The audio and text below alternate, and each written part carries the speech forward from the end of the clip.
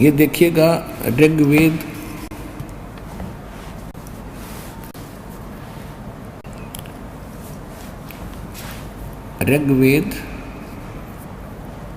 ये 9-10 मंडल अनुवादित करके अलग से बनाया इन्होंने।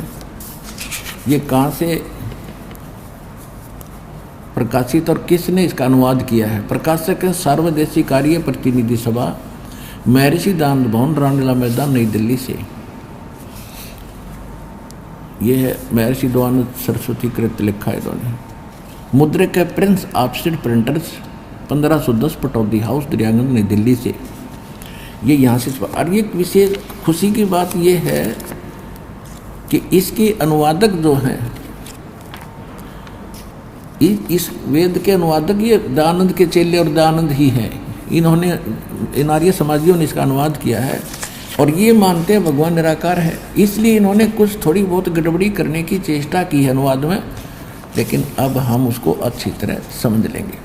ऋग्वेद मंडल नंबर 9 सूक्त 1 मंत्र 9 में ये देखिएगा,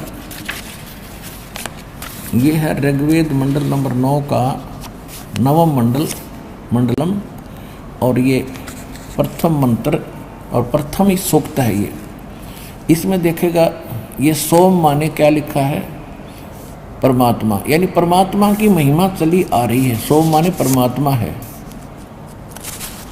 यहाँ देखिएगा ऋग्वेद मंडल नंबर 9 सूक्त 1 मंत्र 2 में, हे परमात्मन, यानी परमात्मा की महिमा चल रही है। मंत्र नंबर 3 में, हे परमात्मन, यानी परमात्मा की महिमा चल रही है। ये 3 में 4 में भी हे परमात्मन, और ये 5 मंत्र में हे परमात्मन। और यही ऋग्वेद मंडल नंबर 9 सूक्त 1 मंत्र 6 में हे परमात्मन। अब इनका 7 में गड़बड़ी होगी, इनका याद आ गया रख तरह की, इन्होंने पुरुष लिखना शुरू कर दिया, परमात्मा छोड़ दिया। उस पुरुष को ज्ञान यज्ञ में भली प्रकार फलाना दगड़ा ग्रहण करती है। अच्छा, 8 में भी फिर इन्होंने पुरुष कर दिया। उस पुरुष को, यहाँ परमात्मा की महिमा है, उस परमात्मा को ऋग्वेद मंडल नंबर 9 सूक्त 1 मंत्र 8 में, उस पुरुष को उग्र गतियाँ प्रेरणा करती हैं, यानी उस परमात्मा को जब ऐसी परिस्थिति हो जाती है, वो प्रेरणा होती है, और भासमान शरीर को, यानी तेजोमय शरीर को वह पुरुष, वह परमात्मा प्राप्त होता है। जैसे गीता अध्याय नंबर 4 के श्लोक 7 में स्पष्ट किया है कि यदा यदा ही धर्म से ग्लानि भवति भारत, उस मत वो कहता है कि मैं अपने अंश अवतार भेजता हूँ, आत्मानाम सृजानाम। वो कहता मैं अपनी आत्माओं को भेजता हूँ, अंश अवतारों को। और ये परमात्मा खुद कह रहे हैं, ये वेद बता रहे हैं कि वो परमात्मा स्वयं आता है। एक जब उसको यहाँ की परिस्थितियाँ प्रेरणा करती हैं, उग्र स्थितियाँ, यहाँ हाहाकार मच जाता है, तब परमात्मा सच्चा ज्ञान, सच्ची भक्ति, सच्चा विधान और शांति स्थापित करने के लिए ज्ञान से वो स्वयं यहाँ उत्पन्न होते हैं, ज्ञान से शांति स्थापित करने के लिए, यथार्थ भक्ति देने के लिए। अब आगे हम चलते हैं। ऐसे एक और इसमें ये हो गया ऋग्वेद मंडल नंबर 9, देखिएगा ऋग्वेद मंडल नंबर 9 और सूक्त 1 और मंत्र हमने 8 पढ़ लिया। ये 8वां, उस पुरुष माने परमात्मा को उग्र गतियाँ माने भयंकर परिस्थितियाँ प्रेरणा करती हैं, और वो भासमान शरीर को, यानी बहुत सुंदर तेजों में शरीर, सुंदर शरीर को वह पुरुष माने परमात्मा प्राप्त होता है। कैसे होता है आगे देखो, इसी में इसका शेष यहाँ अनुवाद है 9 के 8 का, 9 मंडल 9 सूक्त 1 मंत्र 8, जिसमें 3 प्रकार से दूसरों का वारण माने कल्याण करने वाला मधुमेह शरीर मिलता है। वो परमात्मा 3 प्रकार के शरीरों से वर्ण करने वाला मधुमेह 3 प्रकार यानी 3 स्थिति से वो सबका धारण पोषण करता है। तो अब इसमें 9वें मंत्र में, ऋग्वेद मंडल नंबर 9 सूक्त 1 मंत्र 9 में वो सेकंड टाइप की जो परमात्मा की लीला होती है, शिशु रूप धारण करके तीन शरीरों में, एक में तो मालिक स्वयं रहता है, सतलोक के अंदर तख्त पर विराजमान है राजा के समान सचखंड में। दूसरी स्थिति वो करता है, एक शिशु रूप धारण करके आता है प्रत्येक युग में, कमल के फूल पर, लहर तारा तालाब यानी किसी सरोवर में अवतरित होता है, जिस कारण से वो नारायण कहलाता है। हम रामकृष्ण विष्णु को नारायण मान लिए, शेषनाग के सैया पर लौट रहा था, तो शेषनाग तो उससे पहले नारायण हो गया, उससे पहले आया तो विष्णु तो पाछे बैठा उस पर, पहले तो शेषनाग नारायण हो गया, जल में रहे तो मछली भी सारी वो परमात्मा स्वयं आता है, इसलिए उसको नारायण कहते हैं। वो लीला ऐसी करता है। और ये दूसरी प्रकार का जो शरीर स्थिति वो बताई गई है, उसका 9वें मंत्र में विवरण है। और तीसरी प्रकार की स्थिति भगवान की क्या होती है कि वो कभी भी साधु रूप बना के कहीं प्रकट हो जाता है। जैसे आदरणीय धर्मदास साहिब जी को मिले परमात्मा एक साधु रूप में, जिंदा महात्मा के रूप में। आदरणीय मुल्कदास जी को मिले, आदरणीय दादू साहिब जी को मिले, आदरणीय नानक साहिब जी को मिले, आदरणीय गरीबदास साहिब जी को मिले, गांव छुड़ाने जिला दर्जन हरियाणा वाले को। आदरणीय घीसा दास साहिब जी को मिले, गांव खेखड़ा जिला बागपत हो गया, पहले मेरठ था, और उत्तर प्रदेश वाले को। तो ऐसे या तीसरी स्थिति ये है उनके हमारे केयर टेकरण की। और दूसरी स्थिति का विवरण अब चल रहा है, जो नवजात शिशु रूप धारण करके वो आते हैं, ये देखिएगा। और ये वेद मंत्र ऋग्वेद मंडल 9 सूक्त 1 का मंत्र 8 भी स्पष्ट कर रहा है कि वो परमात्मा जो शरीर, यह देखिएगा, ये यहाँ से चल रहा है 8वां मंत्र, उस पुरुष को उग्र गतियाँ प्रेरणा करती हैं, और वो परमात्मा भासमान शरीर को वह पुरुष यानी परमात्मा प्राप्त होता है। और उसको वो 3 प्रकार के शरीर से सबकी का कल्याण करता है, जिसमें 3 प्रकार से दूसरों का वारण माने कल्याण करने वाला मधुमय शरीर मिलता है। ये अनुवाद थोड़ा ठीक सा नहीं है। 3 प्रकार से स्थिति में हमारा सबका कल्याण करने के लिए 3 प्रकार की स्थिति से वो परमात्मा हमारे कल्याण करता है। अब 9वें मंत्र में क्या लिखा है? ऋग्वेद मंडल नंबर 9 सूक्त 1 मंत्र 9 में, अभी इमम अधन्या उत्सन्नति धेनव शिशुम, ये शिशु रूप है, शिशु लिखा अक्सर, और सोम इंद्राय पातवे। इसका अर्थ इन्होंने क्या कि उस सोम को, अब यहाँ इन्होंने अड़ंगा डाल दिया सोम स्वभाव वाले श्रद्धालु पुरुष को। यहाँ देखिए प्रथम मंत्र में यहाँ पे सोम माने परमात्मा कर रहे हैं, देखो सोम माने, ये देखो इस प्रथम 9 मंडल के प्रथम सोम माने परमात्मा। तो यहाँ परमात्मा क्यों ना लिख दिया? शर्मागी ने, हाँ शर्मागी, बेइज्जती हो जाएगी, थारी साची लिख दी थे। ये देखो ऋग्वेद मंडल नंबर 9 सूक्त 1, हम फिर वहीं आ गए। उस सोम माने अमर पुरुष को, उस अमर पुरुष को शिशुम, जो शिशु रूप धारण करके प्रकट होता है, अभी अधन्या। इन्होंने देखो अभी माने सब प्रकार से, यानी पूर्ण रूपेण, अधन्या माने इन्होंने अहिंसन्य कर दिया, धेनो माने गौवे, अधन्या माने होती है बिना धनाई, यानी जिसको संत, अभी अधन्या का अर्थ होता है जिसको सांड ने बैल ने टच ही ना किया हो, यानी कंवारी, अभी अधन्या। हमारे यहाँ गौ के बारे में क्या कहा जाता था कि ये बिना धनाई है, बिना धनाई, अधन्या यानी अधन्या माने बिना धनाई, यानी बैल ने सांड ने इसको टच नहीं किया है। और अभी अधन्या कंवारी, इसका अर्थ ये बनता है कंवारी, धेनो माने गौवे।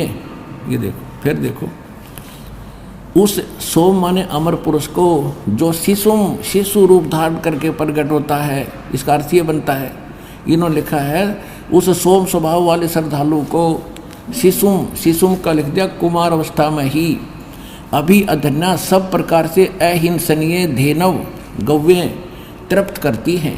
इनके भी अनुवाद से स्पष्ट हो रहा है कि इन्होंने तो श्रद्धालु पुरुष लिख दिया, अमर पुरुष को जो शिशु रूप धारण करके आप प्रकट होता है, उसकी परवरिश की लीला कंवारी गायों से होती है, ये वेद प्रमाणित करते हैं।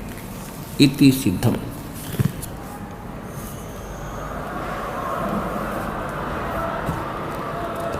अब ये लीला किसने की? न राम ने की, न कृष्ण ने की, न विष्णु ने की, न शिव ने की। इतिहास देख लो पिछला। और हमारे भगवान का इतिहास आज से 600 वर्ष पहले कबीर सागर में लिखा हुआ है, उनकी लीला।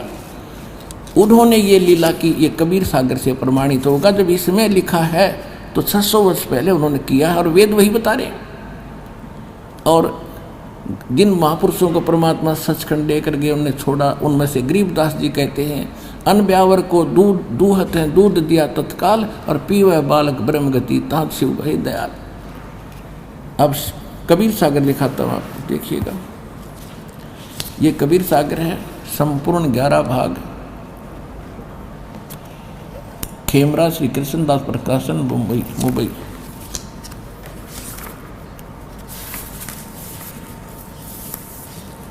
ये कबीर सागर संपूर्ण 11 भाग।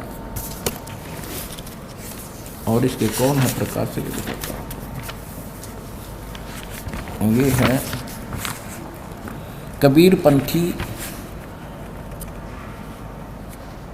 कबीरपंथी भारत पथिक स्वामी युगलानंद विहारी द्वारा प्रस्कृत और मुद्रक एवं प्रकाशक हैं खेमरा श्री कृष्णदास प्रकाशन, खेमरा श्री कृष्णदास, अध्यक्ष श्री वेंकटेश्वर प्रेस, खेमरा श्री कृष्णदास मार्ग, मुंबई। ये यहाँ से छपा। इसके आपको ले चलते हैं 74 पृष्ठ पे। अब इसमें क्या वर्णन किया है, क्योंकि थोड़ा बहुत इन्होंने अपने लंबा समय हो जाने के कारण थोड़ी बहुत इन्होंने इसमें कोई अक्षरों में गलती होगी, बाकी ये सही है, देखिएगा। अब जब परमात्मा की प्राप्ति होगी, ये ज्ञान सागर है। ज्ञान सागर एक अध्याय है कबीर सागर का, ज्ञान सागर। इसके 74 पृष्ठ पे, 74 पृष्ठ पे। अब यहाँ क्या कहते हैं, सुन जुल्हा मन भयो आनंदा। सुन जुल्हा, परमात्मा ने नीरू को जब ये कहा कि मैं तुम्हारे लिए आया हूँ, मेरा कोई पिछला संस्कार है, इसलिए तुम्हारे आया हूँ, मुझे ले चलो। तो क्या कहते हैं, सुन जुल्हा मन भया आनंदा, और जिबी चकोर पाया निशी चंदा।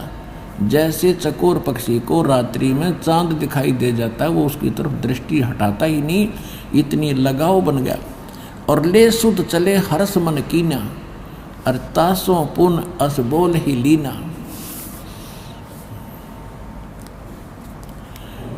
अब सुत काशी को ले चले, लोग देखता आव। जब काशी में ले गए उस पुत्र को, सारे काशी के लोग देखण आए।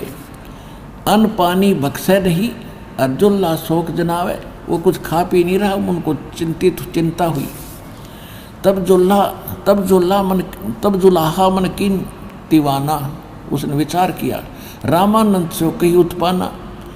अब रामानंद जी के पास जाकर ये बता रहे हैं कि क्योंकि प्रार्थना सब जगह की, वहीं कहीं से सहारा इनको मिला नहीं, अंत में वो रो रही थी। फिर परमात्मा ने ये वास्तविकता जो दास बता रहा है, ये मूल ज्ञान है, ये अभी तक छुपा था, ये दास के अतिरिक्त किसी के पास नहीं है। तो ये थोड़ा सा इससे भी हमें लिंक मिल रहा है कि पहले वो रामानंद जी के पास भी गया, वहाँ से उसने जो जतन बताया उससे उसने किया, लेकिन वास्तव ये हुआ था परमात्मा की कृपा से ही। और शंकर भगवान आए थे। फिर भी हम इस इतिहास को सिर्फ इतना मिलाना चाहते हैं कि ये ऐसी लीला कबीर भगवान ने की थी, और जिसका वेद भी साक्षी है, विटनेस है कि वो भगवान ऐसी लीला करता है। वो परम अक्षर ब्रह्म है, वो पूर्ण परमात्मा है, सच्चा भगवान है। कहते हैं तब जुल्हा मन कीन दीवाना, रामानंद सो कही उत्पाना। मैं सुत पायो बड़ो गुणवंता, और कारण कौन बखे नहीं संता। हे संत जी, हे रामानंद जी, मेरा पुत्र मुझे मिला है एक, और वो कुछ खा नहीं रहा, किस कारण से नहीं खाता। रामानंद जब ध्यान तब धारा, जुल्हा सो तब वचन उचारा। रामानंद जी ने ध्यान मग्न होकर जुल्हाए से इस प्रकार कहा कि पूर्व जन्म तो ब्राह्मण जाति, पहले पिछले जन्म में तू पहले ब्राह्मण था, हर सेवा की नहीं भल बाती, तूने बहुत अच्छी भक्ति करी थी, लेकिन कुछ तो सेवा हर की चूका, तूने कोई भक्ति भगवान की में चूक कर दी। ताते भयो जुल्हो का रूपा, इसलिए तू धानक बन गया। और प्रीति प्रभु गए तो लेडी, तेरी उस प्रीत को, प्रेम को परमात्मा ने स्वीकार करके ताते उद्यान में सुत तो दीना, इसलिए तुझे वहाँ जंगल में ये एक पुत्र दे दिया। तो क्या कहता है नीरू कि हे प्रभु, जस कीन्या तस पायो, मैंने जैसा किया वो तो मुझे फल मिल गया, मैं जुल्हा दानक कहलाता हूँ। और आर्त हो तो दर्शन आयो, मैं संकट में तेरे पास आया हूँ। रामानंद जी नीरू कह रहे, सो कहिए उपाय गुसाई, बालक अक्षुधावंत कुछ खाई। कुछ ऐसा उपाय बताइए, मेरा बेटा भूखा है, ये कुछ खा ले। रामानंद अस युक्ति विचारा, तुम सुत कोई ज्ञानी अवतारा। तेरा बेटा ऐसी वैसी आत्मा नहीं है, ये कोई विद्वान यानी कोई पंडित है। और रामानंद अस बछिया जाही बैल नहीं लागा, एक बछिया लाओ जिसने बैल ने टच भी ना किया हो, कंवारी। सोले ठाड़ करते ही आगा, उसके पास लाकर खड़ी कर देना। और दूध चलते ही थनते, दूध ही धरो छिपाई। और अक्षुदावंत जब होवे को दे खवाई। जब उसे बछिया ले आओ जिसको बैल ने टच ना किया हो, कुंवारी, और उसके थनों से दूध चलेगा उस तेरे बालक के पास खड़ा करते ही, और उस दूध को फिर तुम उस बालक को पिलाना। अब देखो, अब फिर आगे क्या बताया है कि जुल्हा एक बछिया ले आवा, यानी कुंवारी बछिया ले आया। और चलो दूध कोई मरम न पावा, चलो दूध जुल्हा हरसाना, रखा छिपाई कहो नहीं जाना। अब यहाँ आ गया कि दूध पीवे तब, दूध पीवत नाम कबीरा, खेलत संत संग मत धीरा। अब उस परमात्मा ने वो दूध पिया जो कुंवारी गाय ने दूध दिया। तो who is God? Kabir is God. कौन कबीर?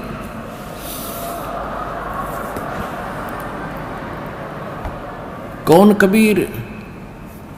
हम सुल्तानी नानक तारे दादू को उपदेश दिया, जात जुलाहा भेद न पाया वो काशी महे कबीर हुआ। अनंत कोट ब्रह्मंड का एक रति नहीं भारे, सतगुरु पुरुष कबीर हैं ये कुल के सिरजनहारे।